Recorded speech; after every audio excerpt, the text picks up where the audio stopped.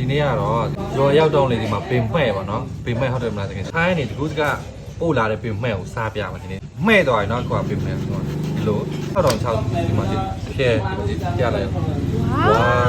ရမ်းမိုက်ခုလုံးဝမှဲ့နေပြီဒီမှာနော်ဒီဘလို့စားပြမလဲစားကိုငရုတ်တီးတွေပါထည့်ထားပါတော့ဒါကိုဒီထဲထည့်လိုက်မယ်ငယ်ကစားတယ်လို့မျိုးပေါ့နော်ဒီစားဒီပေါ်ဖြူလိုက်မယ်ပြီးရင်ဒါဒီလိုပဲစားမယ်အရန်ကောင်းကောင်းတယ်တီယူဒီမှာပြင်းမဲ့လုံးဝမှဲ့နေတယ်နော်ဒီလိုမျိုးအကြပါအောင်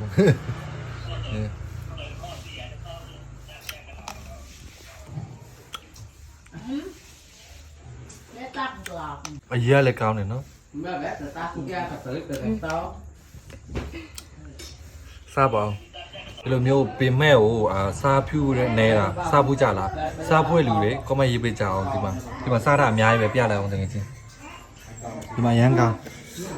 စားလေးကောင်းတယ်နော်ဒီမှာအများကြီးကြံလေးတွေ့လားစားအောင်မလားစားချင်တဲ့လူတွေကောမရေးခဲအောင်ကျွေးမယ်အကုန်လုံး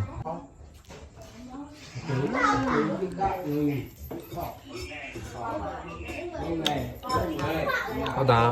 လောက်စားပြအောင်ပါ